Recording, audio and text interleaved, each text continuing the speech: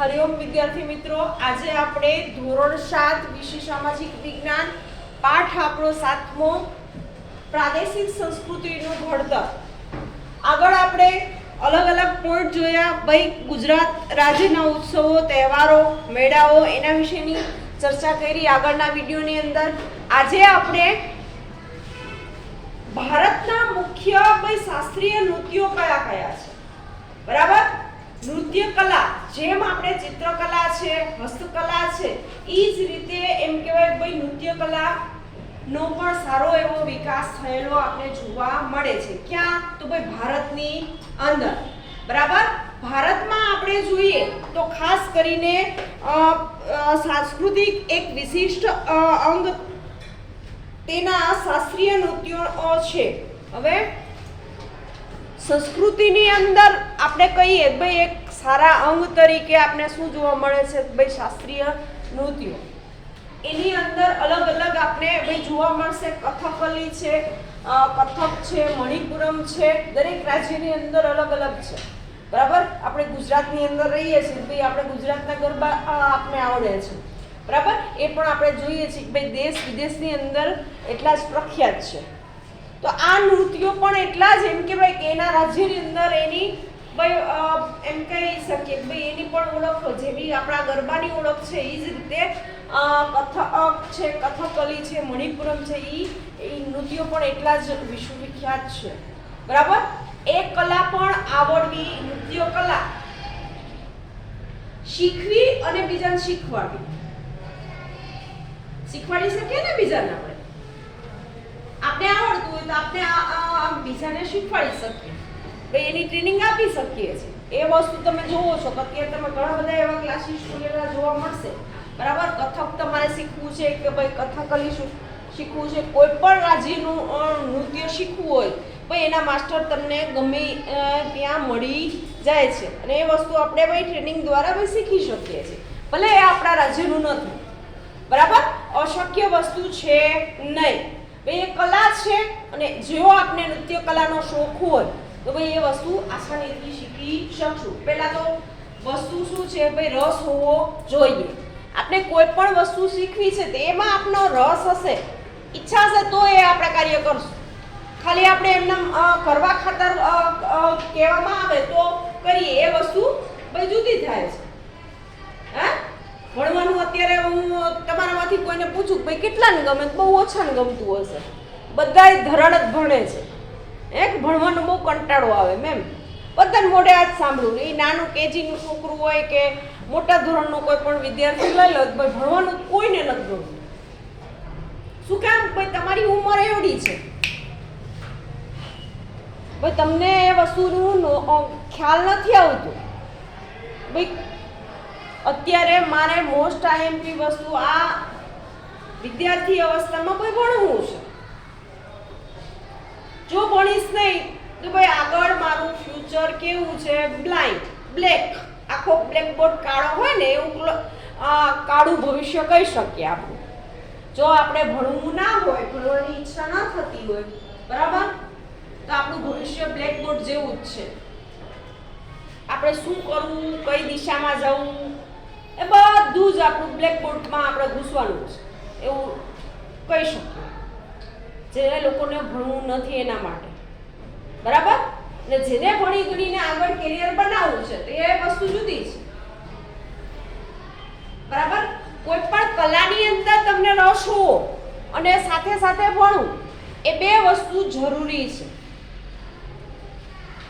ખાલી એટલી આપણે કલા આવડે ને ભાઈ અભ્યાસની અંદર પાછળ હોય તો એ પણ વસ્તુ ખોટી પડે છે.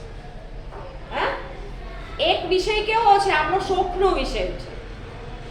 શોખ એટલે કે ભાઈ આપણે ગમે છે, બરાબર ને.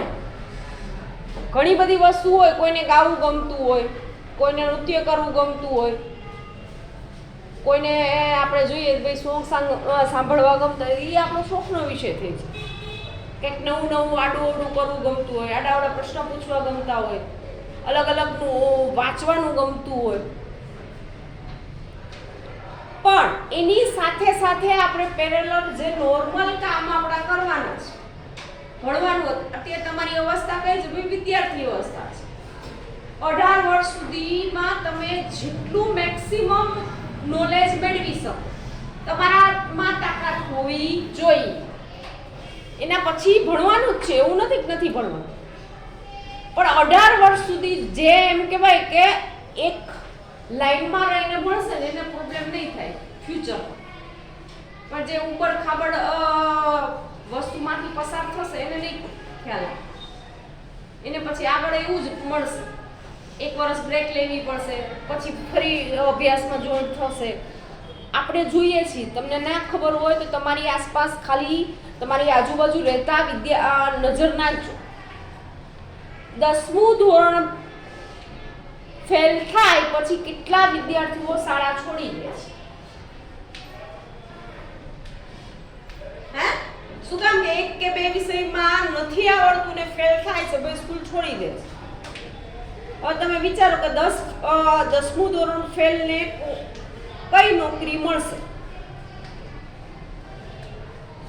એના માટે શું છે ભાઈ, ઓપ્શન જ છે ભાઈ, કંઈક એને વ્યવસાયિક આવડત હશે તો ભાઈ એ કામ કરી શકશે, અથવા તો ભાઈ એવો કોઈ શોખ નૃત્યનો ધરાવતો હોય છે તો એમાં પોતાની કારકિર્દી બનાવશે.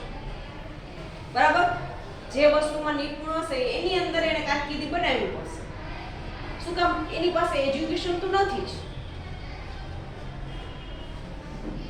આપણે આપણા પાઠ તરફ આગળ જઈએ. ભારતીય સંસ્કૃતિ એક વિશિષ્ટ અંગ તેના શાસ્ત્રીય નૃત્યો છે. આ શાસ્ત્રીય નૃત્યોમાં ધર્મ સાથે એમ કહેવાય ભાઈ સંકળાયેલા આપણે રહેતા. આપણે ભારતના મુખ્ય શાસ્ત્રીય નૃત્યો વિશે જાણીએ. ભારતના આ જેટલા નૃત્યના અહીંયા મેં નામ લખ્યા છે એ બધા નૃત્યો કેવા છે ભાઈ? શાસ્ત્રીય નૃત્ય છે. કદાચ આપણે એ ટીવીની અંદર આવતા હોય ને તો આપણે સાંભળવું ના ગમે. જોજો ટીવીની અંદર ઘણીવાર આવા પ્રોગ્રામ આવતા હોય તો આપણે સાંભળવું જ ના ગમે. શાસ્ત્રીય મ્યુઝિક એવું છે જેને રસ પડે ને એ જ લોકોને રસ પડે. હા, ઈ મ્યુઝિક સાંભળવું, એ મ્યુઝિકને ગ્રહણ કરવું, પચાવવું, એ બધું અઘરું છે. એમાં આપણે રસ ના હોય એટલે કેવું લાગે? કોઈ બોરિંગ લાગે. ભાઈ આના કરતા તું બંધ કર દો, આ તો એ મોટા મોટા રાગડા જ તાણે છે એવું જ લાગે આપણે. જોજો સાંભળજો, ટીવીની અંદર ઘણીવાર એવા શાસ્ત્રીય પ્રોગ્રામ આવતા હોય. પહેલું છે કથક. પ્રાચી બોલ.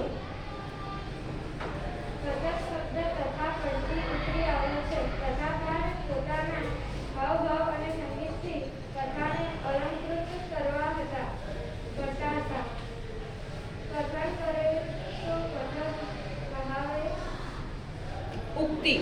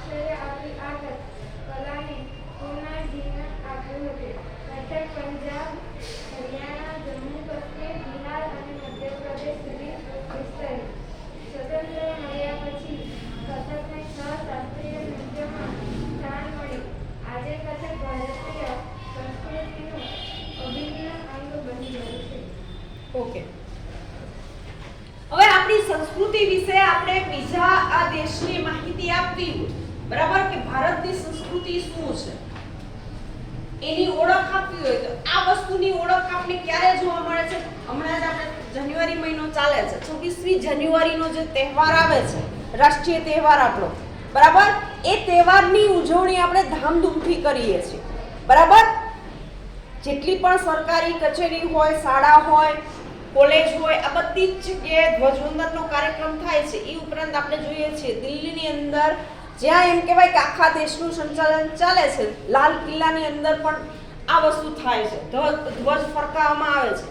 એ પહેલા તમને ભારતીય સંસ્કૃતિના દર્શન જો કરવા હોય ને, ભાઈ ભારતની સંસ્કૃતિ શું છે, તો જે પરેડ ને બધું થશે ને એમાં તમને આ બધી જ વસ્તુઓ જોવા મળશે કે ભારતની અંદર કયા કયા રાજ્યની અંદર જે નૃત્ય કલા છે એ બધી જ નૃત્ય કલાના એમ કહેવાય ભાઈ જે કલાકારો હશે એ ત્યાં તમને પ્રેઝન્ટ કરતા જોવા મળશે. આ પ્રોગ્રામ ના જોયો હોય અથવા તો કોઈ જોવા મળે જૂના પણ, તો ખાસ જોજો. એની અંદરથી પણ તમને ભારતીય સંસ્કૃતિ વિશે ખબર પડશે. બરાબર? તો એમાં ભારતીય સંસ્કૃતિની અંદર આપણે કથક જે એ નૃત્ય છે એને આગવું સ્થાન આપવામાં આવ્યું છે. બરાબર? આપણે જોઈએ છીએ કે હરિયાણા, જમ્મુ કાશ્મીર, બિહાર, મધ્યપ્રદેશ આ બધા જ રાજ્યની અંદર ભાઈ આ નૃત્ય ફેલાયેલું છે એવું આપણે કહી શકીએ છીએ. બીજી વસ્તુ છે કે 15મી અને 16મી સદીની અંદર જ્યારે ભક્તિ આંદોલન થયું હતું, ઇતિહાસની વાત છે, ઇતિહાસમાં આપણે 15મી 16મી સદીમાં જ્યારે એમ કહેવાય કે આ આંદોલન થયું હતું એ સમયે એમ કહેવાય કે ભાઈ આનો વિકાસ થયેલો આપણે જોવા મળે. ધીમે ધીમે એ વસ્તુ એડ થતી ગઈ દરેકનું ધ્યાન અહીંયા. પછી છે બીજું કથકલી. કથકલી એ કેરળનું નૃત્ય પરંપરા છે. તેનો શાબ્દિક અર્થ નાટ્ય વાર્તા થાય છે. અભિનય એ આ નૃત્યનો આત્મા છે. અભિનય ઉપરાંત રંગભૂષા અને વેશભૂષા પણ ખૂબ મહત્વનું ગણાય છે.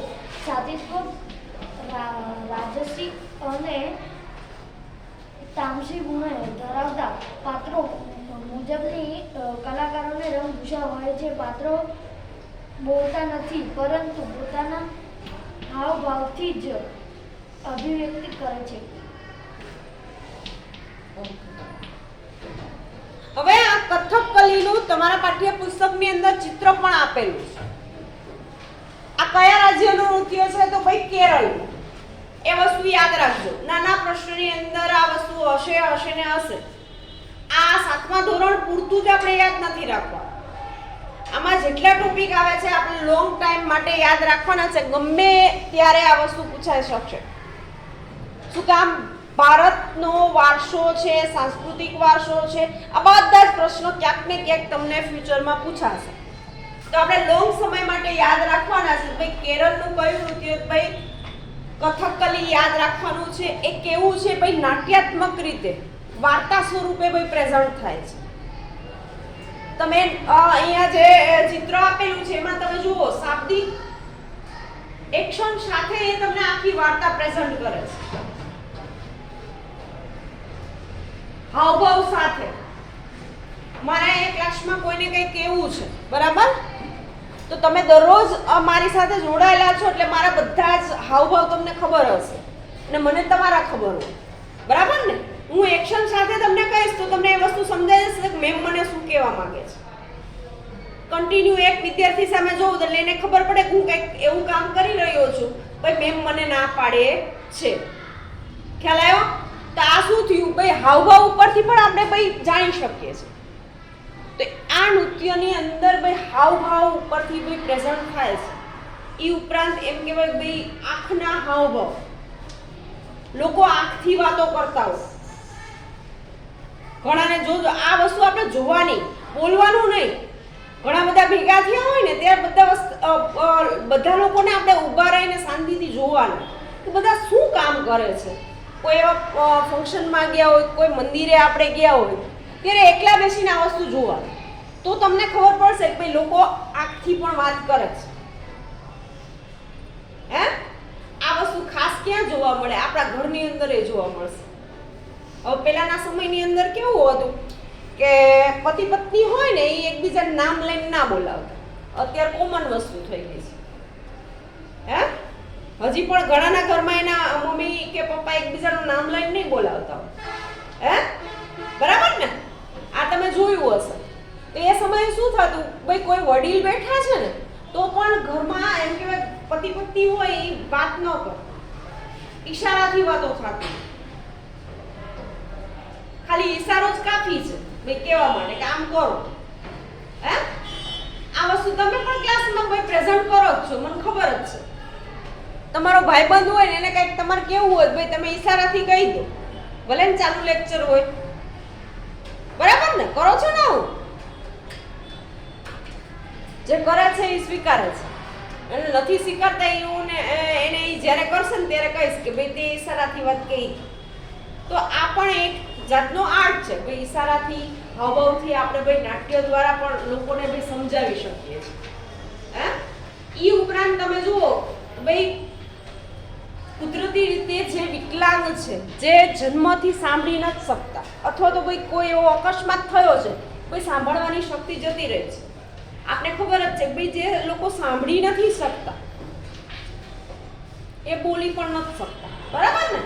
આ વસ્તુ કન્ફર્મ છે ને? જાણો છો ને બધા કે એની બોલવાની શક્તિ કામ કરતી નથી. એ ભાઈ શબ્દ બોલી જ ન શકે. શું કામ? ભાઈ સાંભળતા જ નથી. તો એ લોકો સાથે સાંકેતિક ભાષામાં આપણે વાત કરીએ છીએ, એની સાઇન લેંગ્વેજ આવે છે. અલગ અલગ સાઇન, તમે હાથના એક્શન છે, બરાબર, એ એક્શનો દ્વારા ભાઈ એ વ્યક્તિને આપણે સમજાવી શકીએ. એ સાઇન લેંગ્વેજ એ વ્યક્તિને પણ આવડવી જોઈએ, સામે વાત કરવાવાળા જે પણ વ્યક્તિ છે એને પણ આવડવી જોઈએ. એ હાવભાવ ઉપરથી અથવા ભાઈ એ રીતે આપણે ભાઈ વાત કરી શકશું. બરાબર? તો આ પણ એક નૃત્ય કલાની અંદર આપણે એ વસ્તુ જોવા મળે છે. પાત્રો બોલતા નથી પરંતુ પોતાના એમ કહેવાય કે હાવભાવથી અભિવ્યક્તિ કરે છે. બરાબર? કથક કલીની અંદર. એના પછી છે મણિપુરી. મણિપુરી નૃત્ય એ પૂર્વ ભારતમાં આવેલું મણિપુર રાજ્યની ઓળખ છે. મણિપુરીના લોકો દરેક ઉત્સવ પ્રસંગે આ નૃત્ય કરે છે. આ નૃત્યમાં શરીરની ગતિ ધીમી હોવાથી તેને ભારતમાં અન્ય નૃત્યોથી અલગ માનવામાં આવે છે. મણિપુરી નૃત્યના બે પ્રકાર છે, લાસ્ય અને તાંડવ. ઓકે, મણિપુર નૃત્ય છે એ પૂર્વ ભારતમાં મણિપુર રાજ્યની અંદર થતું નૃત્ય છે. એની ગતિ કેવી છે? ભાઈ ધીમી. બરાબર? એના પ્રકાર કેટલા છે? તો ભાઈ બે, લાસ્ય અને તાંડવ, બે પ્રકારના નૃત્યો કરી શકે છે. પાછળ તમને ચિત્ર દ્વારા પણ આપેલું છે. મણિપુર નૃત્ય વિકાસમાં 18મી સદી રાજાના ભાગ્યચંદ્રએ મુખ્ય ભાગ ભજવ્યો. તેમણે નૃત્ય શૈલીના પાઠ્યપુસ્તક સમાન ગોવિંદ સંગીત લીલા વિલાસ પુસ્તક લખ્યું હતું. હવે તમે વિચારો કે આ બધી કલા શીખવા માટેના પણ પુસ્તકો લખેલા છે. ભાઈ પુસ્તકોની અંદર એક સ્ટેપ આપેલા છે કે આ રીતે તમે કામ કરી શકશો. પહેલા પહેલું સ્ટેપ શીખો, પછી બીજું શીખો. જેમ તમને ભાષા શીખવાડવામાં આવી હતી ને, તમે જુનિયરમાં એડમિશન લીધું તો ગુજરાતી ભાષા છે, ગણિત છે, શરૂઆત ક્યાંથી થઈ હતી? કઈ વસ્તુથી કરી હતી તમે શરૂઆત શીખવાની? નોટની અંદર પહેલા કયું કામ કર્યું હતું? પહેલા ના, પહેલો દિવસ તો એવો હશે નોટની અંદર કામ પણ નહીં કર્યું હોય. પહેલો દિવસ તમને કંઈક અલગ અલગ વસ્તુ કરાવી હશે.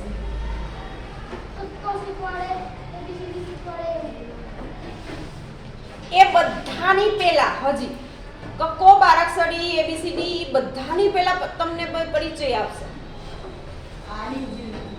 આડી ઊભી લીટી, બરાબર, વિવિધ આકાર, ગોળ, અર્ધગોળ, બરાબર, આ બધી જ વસ્તુ પહેલા શીખવાડશે, પછી તમને કક્કા સુધી લઈ જઈશ ને. હે ને પહેલા દિવસે તો પહેલા તમને પહેલા બધાને ઓળખવા માટે અલગ અલગ એમ કે ભાઈ ગીતો ગાઈને અલગ અલગ રમત રમાડીને તમને બે દિવસ પસાર કર્યો હશે. શું કામ? ભાઈ એ બધી વસ્તુનો તમને પરિચય આપવાનો છે. તમે એ બધી વસ્તુ જાણતા નથી. અત્યારે પણ આપણે એમ થાય છે કે આપણે બધું જાણીએ છીએ, પણ હજી એવું ઘણી બધી વસ્તુઓ છે કે ભાઈ તમને ખબર જ નથી હોતી. શું કામ? ભાઈ આપણી અવસ્થા કેવી છે? ભાઈ નાની ઉંમર, નાની છે. હવે હું અહીંયા મોટી મોટી વાતો કરું તો બધા ઊંઘી જાય, એક કઈ નામ આપણે 100% એમને ઊંઘ આવી જાય. શું કામ? ભાઈ આ મેમ કંઈક વાત કરે ને એમાં ટપ્પા પડતા નથી. ઓટોમેટિક ઊંઘ આવી જાય, કાંઈ આપણે જરૂર જ ના પડે, બેઠા બેઠા ઊંઘી જાઓ. ચલો આપણા પાઠ ઉપર ફરી. ભારત નાટ્યમ ભરત મુનિ દ્વારા રચિત નાટ્યશાસ્ત્ર ગ્રંથ ભારતના શાસ્ત્રીય નૃત્યો પર લખાયેલ મહાન ગ્રંથ છે. આ સિવાય અભિનય દર્પણ નામના ગ્રંથના રચયિતા નંદિકેશ્વરે પણ ભારતના અગત્યના શાસ્ત્રીય નૃત્ય તરીકે ભરતનાટ્યમની વિશેષ ચર્ચા કરી છે. તાંજોરમાં ભરતનાટ્યમ નૃત્યનો વિકાસ થયો. હવે ભરત મુનિ દ્વારા રચિત નાટ્યશાસ્ત્ર ગ્રંથ ભારતમાં એમ કહેવાય કે શાસ્ત્રીય નૃત્યો પર લખાયેલો મહાગ્રંથ છે. ભારતની અંદર ભાઈ લખાયેલો મહાગ્રંથ કયો? ભાઈ આ વસ્તુ યાદ રાખજો. ભરત મુનિ દ્વારા રચિત નાટ્યશાસ્ત્ર, બરાબર, જેમાં એમ કહેવાય કે અભિનય દર્પણ નામના ગ્રંથના રચયિતા નંદકેશ્વર પણ ભારતના અગત્યના શાસ્ત્રીય નૃત્ય તરીકે નાટ્યમની વિશારદ મેળવી હતી, એની ચર્ચા કરેલી હતી. તાંજોરમાં નાટ્યાત્મક નૃત્યોનો વિકાસ થયો. ધીમે ધીમે એમ કહેવાય કે ભાઈ આવા અલગ અલગ જાતના નાટકોનો વિકાસ થયો. મેં તમને કીધું ભાઈ આપણે અત્યારે જોઈએ છીએ ટીવી છે, રેડિયો છે, મ્યુઝિક સિસ્ટમ છે કે જેના દ્વારા આપણે મનોરંજન મેળવીએ છીએ, પણ પહેલાના સમયની અંદર આ વસ્તુ નહોતી, બરાબર. તો એના માટે એમ કહેવાય કે ભાઈ લાઈવ પ્રોગ્રામો થતા હતા આવા, કે જ્યાં બધા લોકો ભેગા થઈ એક સાથે સમૂહની અંદર ભેગા થઈને ભાઈ આવા પ્રોગ્રામો જોતા હતા. આવી કલાઓને ભાઈ પ્રોત્સાહન આપતા હતા. ગામની અંદર મદારી આવે તો પણ ભાઈ ગામના બધા છોકરા ભેગા થઈ જાય. શું જોવા? ભાઈ મદારીનો ખેલ જોવા. ઈ પણ એ સમયની અંદર ભાઈ એક કલા ગણાતી હતી. મદારી એમ કહેવાય કે ભાઈ અત્યારે આપણે જોઈએ છીએ કે વાંદરો તમને ગમે ત્યાં જોવા મળશે, એ સમયે વાંદરો જોવા નહોતો મળતો. એ વાંદરાને કરામત કરાવે, સાપ લઈ આવે, બરાબર, સાપને પીન ઉપર નચાવે, આ બધું જ કરે. આ મદારીનો ખેલ. એક વાંસની ટોપલી હોય ને એમાં એમ કહેવાય કે ભાઈ સાપ લઈ આવ્યું હોય, એનું નામ પાડ્યું હોય, એ જે રીતે નામ બોલે ને એ રીતે બધી કરામત કરે. કોઈ જોયેલો છે આ ખેલ? મદારીનો ખેલ જોયો છે? Okay okay good. તો એને ખબર પડશે કે ભાઈ મદારીનો ખેલ શું. જેને જોયો નથી એના માટે કાળું પાટિયું છે. પછી છે કુચીપુડી. ભારતમાં અગ્રણીય શાસ્ત્રીય નૃત્યમાં કુચીપુડીનો ઉદ્ભવ આંધ્રપ્રદેશના કુચીપુડી નામના ગામમાં થયો હતો. આ ગામમાં એમ કહેવાય કે યક્ષગાન તરીકે ઓળખાતા નૃત્યને 17મી સદીની અંદર કુચીપુડી નૃત્યનું સ્વરૂપ ધારણ કર્યું. સ્થાપક વૈષ્ણવ કવિ સિદ્ધેન્દ્ર યોગી હતા. હવે કુચીપુડીના સ્થાપક કોણ હતા? ભાઈ એ નૃત્ય શીખનારા પહેલા વ્યક્તિ કોણ હતા એવું પૂછવામાં આવે તો પણ આપણે ભાઈ આ નામ યાદ રહેવું જોઈએ. નૃત્ય સાથે નાટકની પરંપરા પણ ભાઈ સંકળાયેલી આપણે જોવા મળે છે. એના પછીનું છેલ્લું છે બિહુ.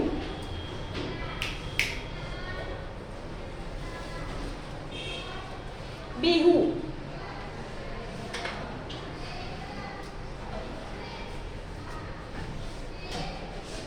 બિહુ અસમનું પ્રસિદ્ધ નૃત્ય છે. ઉલ્લાસ વ્યક્ત કરવા માટે સ્ત્રી પુરુષો સમૂહ દ્વારા પરંપરાગત પોશાક પહેરીને આ નૃત્ય કરવામાં આવે છે.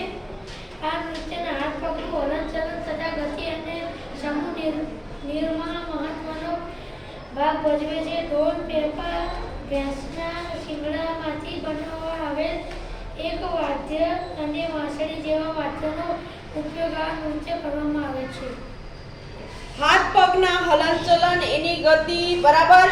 ઈ ઉપરાંત એમ કહેવાય ભેંસના શિંગડા. હવે તમે વિચારો, ભેંસના શિંગડા આપણે બધાએ જોયા છે. એની અંદરથી પણ એમ કહેવાય ભાઈ એક સંગીતનું સાધન બનાવવામાં આવે છે. આ પણ નવી વસ્તુ આપણે ખબર પડી. હા, અને એનો ઉપયોગ એમ કહેવાય ભાઈ આ બિહુ નૃત્યની અંદર કરવામાં આવે છે. પછી છે મધ્ય યુગમાં શાસ્ત્રીય નૃત્યોની નીચેના આ નૃત્યોનો સમાવેશ થાય છે: ભારતનાટ્યમ, કુચીપુડી, કથકલી, મણિપુરમ, ઓડિશી અને કથક. બરાબર. આગળ આગળનો ટોપિક આપણો છે ચિત્રકલા અને લઘુ કથાઓની પરંપરા. બોલ ચિત્રકલાની પરંપરા ભારતમાં સદીઓ જૂની મોટેથી.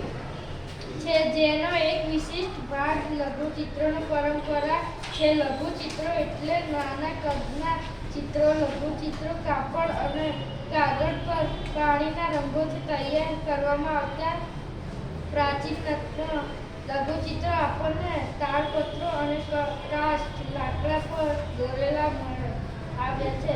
રાજસ્થાન અને ગુજરાતના જૈન ગ્રંથોમાં આવા અનેક લઘુચિત્રો જોવા મળે છે. મુઘલ કાળમાં તેનો ખૂબ વિકાસ થયો, કારણ કે મુઘલ બાદશાહ અકબર, જહાંગીર અને શાહજહાએ કુશળ ચિત્રકારોને પ્રોત્સાહન આપ્યું હતું તથા ચિત્રશાળાઓની સ્થાપના કરાવી હતી. મહાભારત અને પંચતંત્ર જેવા ગ્રંથો તેમજ અકબરનામા ચિત્રકારોએ ખૂબ સુંદર લઘુચિત્રો દોર્યા છે. રાજ દરબારના દ્રશ્યો, યુદ્ધના દ્રશ્યો, શિકારના દ્રશ્યો અને સામાજિક જીવનના દ્રશ્યો લઘુચિત્રોનો વિષય તરીકે રહેતા. આવા ચિત્રો એકબીજાને ભેટમાં આપતા તેમજ બાદશાહ અને તેમના નજીકના લોકો જ તેને જોઈ શકતા હતા. ખંભાતના સાતીનાથ ભંડારમાં અને પાટણની શ્રી હેમંત ચંદ્રાચાર્ય જૈન જ્ઞાન ભંડારમાં સચવાયેલ હસ્તપત્રોમાં લઘુચિત્રો જોવા મળે છે. આ ચિત્રોમાં ગુજરાતના સંપ્રદાયો અને સમાજ જીવનનું પ્રતિબિંબ પડે છે. ઓકે, હવે આપણે નૃત્ય કલા જોઈ, બરાબર? ઈ જ રીતે આપણે અહીંયા આપી છે ભાઈ ચિત્રકલા અને લઘુ ચિત્રોની પરંપરા. હવે આ પરંપરા એમ કહેવાય કે જે બી હાથમાં છે સાઈડમાં મૂકી દે, નકર ફટકારીશ ને આવી. ભારતમાં સદીઓ જૂની છે, જેનો એક વિશિષ્ટ ભાગ લઘુ ચિત્રોની પરંપરાનો છે. હવે લઘુ ચિત્રની અંદર તમે જોશો, લઘુ એટલે મોટું થાય કે નાનું થાય? ગણિતમાં આવે લઘુ, ગુરુ, લઘુકોણ, ગુરુકોણ, નાનું, બરાબર? આ વસ્તુ આપણે ખબર હોય છે કે ભાઈ અહીંયા લઘુ શબ્દનો ઉપયોગ થયો છે, ભલે ગણિતમાં આવતો, પણ અહીંયા એસએસ ની અંદર ભાઈ નાના શબ્દ તરીકે આપણે એને લેવાનો છે. લઘુ ચિત્રો એટલે કે ભાઈ નાના ચિત્રોનો એ સમયે પરંપરા આપણે જોવા મળતી હતી, બરાબર? લઘુ ચિત્રોમાં કાપડ અને કાગળ પર પાણીના રંગોથી તૈયાર કરવામાં આવતા હતા. અત્યારે આપણે જોઈએ છીએ કે ભાઈ વિવિધ જાતના કલરો તમને જોવા મળે છે. સ્કેચ પેન, પેન્સિલ ના કલર, બરાબર? પછી વોટર કલર લો, એની અંદર પણ અનેક વેરાયટી તમને જોવા મળશે. પણ પહેલાના સમયની અંદર જ્યારે હજી શોધ નહોતી થઈ આટલી બધી, બરાબર? આટલા બધા રંગો જે કુદરતી હતા, તમે જો અહીંયા પાણીના રંગો એવો શબ્દ વાપર્યો છે. આપણે એમ થાય કે ભાઈ પાણીનો રંગ તો કેવો રંગ છે? એક જ રંગ છે, પાણીનો કયો રંગ હોય? પણ પાણીની અંદર આપણે એ પ્રયોગ કરવો હોય તો ભાઈ કરીએ. ઘરની અંદર જે હળદર છે, મમ્મીના રસોડામાં હળદરનો પાવડર હોય, એ પાણીની અંદર નાખો તો ભાઈ કેવું થઈ જાય છે? કેવો રંગ થઈ જાય છે? પીળો, બરાબર? એ ઉપરાંત આપણે પૂજાની અંદર કુમકુમ વાપરીએ છીએ, એ આપણે પાણીની અંદર મિક્સ કરશું તો ભાઈ લાલ કલર આપણે બનશે, બરાબર? તો તમે વિચારો, આવા એ સમયે ભાઈ પુષ્પથી માંડીને એવી વનસ્પતિનો ઉપયોગ પણ થતો હતો કલર બનાવવા માટે, અને એ કલરનો ચિત્રમાં ઉપયોગ થતો હતો. ધીમે ધીમે એમ કહેવાય કાપડ ઉપર, પછી કાગળની શોધ થઈ, બરાબર? કાપડ ઉપર એમ કહેવાય કે ભાઈ લખવાની શરૂઆત થઈ, અને એ આપણે તમે જે પેન વાપરો છો એવી પેન નહોતી. એક બોટલમાં પ્રવાહી ભર્યું હોય અને એમાં બોરતું જવાનું, લખતું જવાનું. આ સાય, બોલ પેન, પેન્સિલ એ બધી પછીની શોધ છે. શરૂઆત આ રીતે થઈ. જેટલા પણ એમ કહેવાય કે લિપિની અંદર ને આપણે લખાણો જોવા મળે છે ને, એ બધા લખાણો આ રીતે લખેલા છે. અહીંયા આપને મ્યુઝિયમનું નામ પણ આપેલું છે, બરાબર. એ મ્યુઝિયમની અંદર તમને આવા અનેક ચિત્રો જોવા મળશે. કઈ લાઇબ્રેરી? અકબરના ચિત્રો, જે એમ કહેવાય કે ભાઈ લઘુકથા, આપને રાજ દરબાર, યુદ્ધ દ્રશ્યો, પાટણની હેમચંદ્રાચાર્ય, બરાબર, જ્યાં એમ કહેવાય કે ભાઈ આખી ઐતિહાસિક મ્યુઝિયમ લાઇબ્રેરી આવેલી છે. એની અંદર ભાઈ આવા ચિત્રો તમને જોવા મળશે, જેની અંદર જ્ઞાન ભંડારમાં સચવાયેલા હસ્તપ્રતોના લઘુચિત્રો પણ તમને જોવા મળશે. એ સદીના વિચાર કરો કે હજી સુધી સાચવેલા છે. એ સમયે જે વસ્તુ હશે એ આપણે જોવા મળે છે. તો આ વિડીયોની અંદર અહીંયા સુધી આગળની માહિતી આપણે આગળના વિડીયોની અંદર જોઈશું.